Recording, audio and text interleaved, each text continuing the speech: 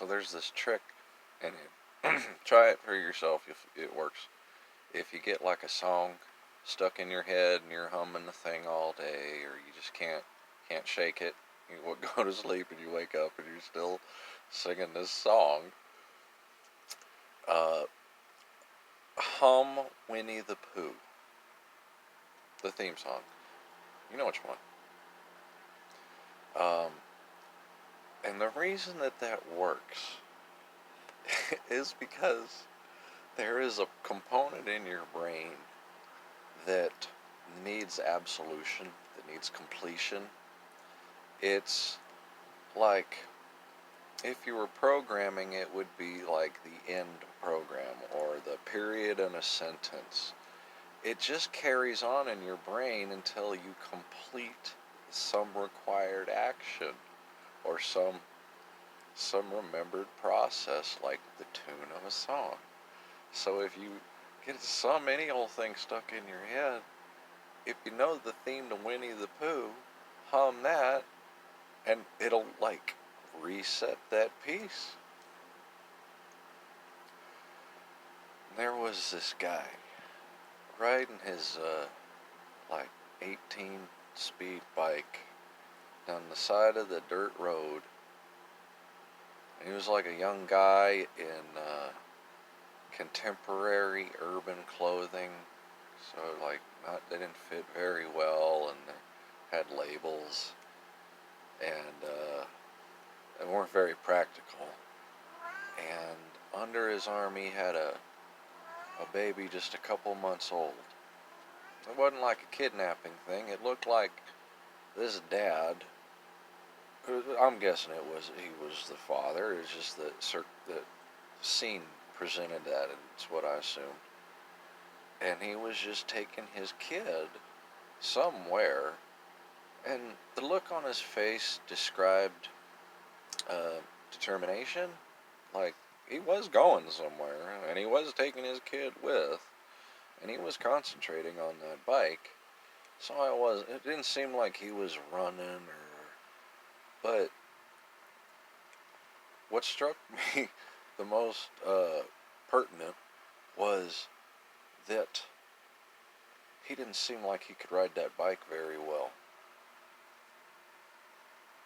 And that terrified me. What's a guy doing carrying a baby wrapped in a little tiny blanket, just the smallest kind of infant, hooked under the arm of this, guy, riding clumsily some bike on a dirt road? Like, I still to this day regret it that I didn't do something, but what should I do? Like, should I have given the guy a ride? Well, it's easy to say now. I hope I make the right decision next time. But I left that thing feeling like the guy had no bad intentions, and he didn't mean the kid any will, but at the same time, he wouldn't mean any ill will if he dropped the kid on the ground or tumbled over or got hit by a fucking truck. And what is my responsibility to other people that are reckless or irresponsible? I really regret that. I'm sure, I hope, I pray that that guy and his little boy or girl or whatever got together wherever they were going. But what are we responsible for to other people? So I think that I'm always trying to solve these things in the world.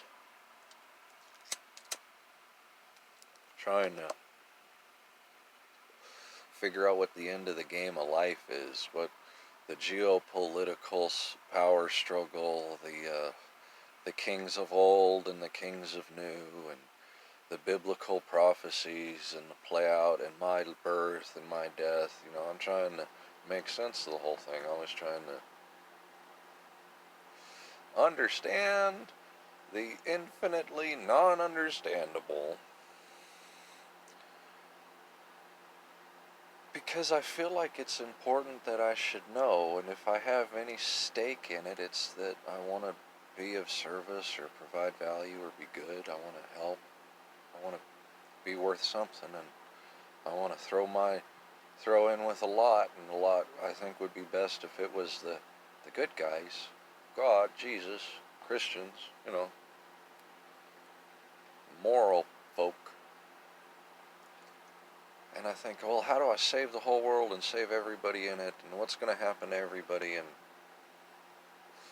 what will be the sacrifice of my life on my deathbed? And you know what a lot of that is masturbatory, jerking myself off.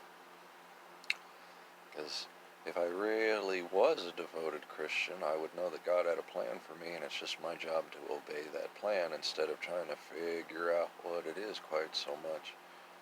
Well, maybe not so much figure it out, but hope that it's fantastic and fits my requirements. And so I'm left wondering, who am I supposed to help? Like, I want to get away from the city because I think the city's evil. We live in Babylon. And I don't believe in so many of the components of our society and our structure. And my saltiness and my bitterness and the pains of my past and the convictions of my present and future make me very disagreeable with a lot of parts of our society. But can you spread the will of God living by yourself in the woods or in a cave? And who am I to question that? Because even if I pursued that and God had a different plan for me, then he would put people in there in my life, or he would transport me out of there, or he would give me some kind of message that was unmistakable. And so, how do we help others? How do we help others? This is me talking as a guy, as a Christian, as a man of my age, as a man of my experience. And the best that I can come up with is that the best that we can do for others is to do best for ourselves.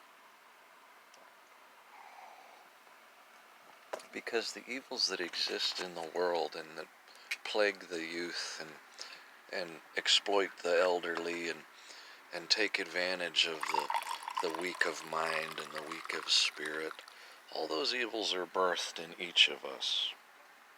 Even without demonic books and old evil infrastructure and dark churches, without occult teachings, a man can still find his way to evil. And he does, often, every day. We're born of sin.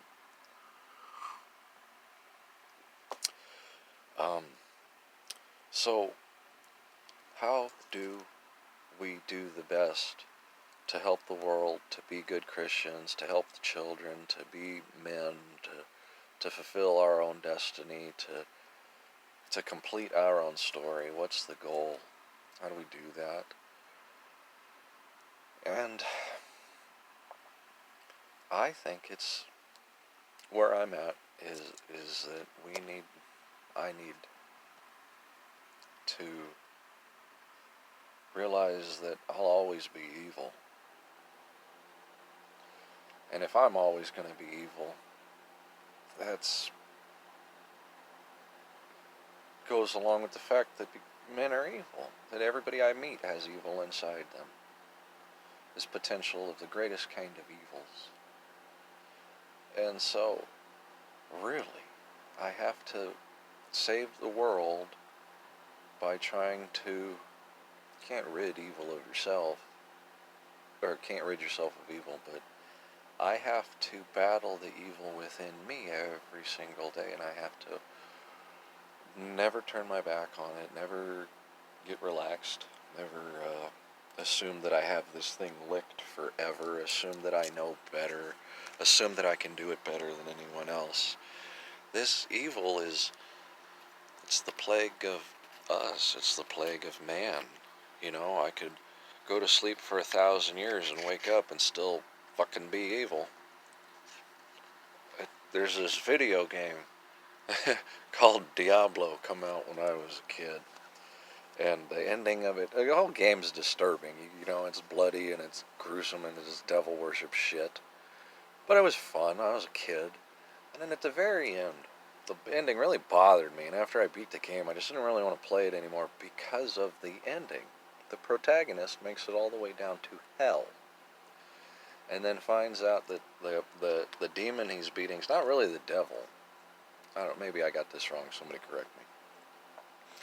But is the possessed body of the last guardian of, the last good guy. Like, imagine if in Indiana Jones, when he goes to find the chalice, the knight down there wasn't a nice old man, but had turned into a demon because he'd been corrupted by the evil while he was waiting. And so in Diablo, you're fighting a good guy that was taken over, possessed. So, and then after you defeat him, you get this crystal, and what does the protagonist do? He jams the thing in his fucking forehead, and he has to fight this evil within himself forever and ever until he gets taken over or the next guy comes and kills him. And things that scare you and bother you and disturb you do so because they hit your innocent spot. They hit the truest part of your nature. And that bothered me because I guess even at such a young age, playing such a silly, stupid video game, I realized that, and not being very, very spiritual or religious at the time either, like I didn't go to church as a kid, that all of that being said, coming to that realization at such a young age that you're going to have to fight fucking evil tooth and nail for the rest of your life not to become a monster, just to die without having become the monster. Not have been the hero. That's not the point. The point is never to be the hero. The point is to not become the monster. That terrified me. Seemed like there was no reward. Like nowhere in the in the credits did it say, and after he was slayed, he went to heaven, and angels fed him grapes. No, the thing, fades to black after it looks like the guy's tortured for 1,000,000 years. That's some dark shit.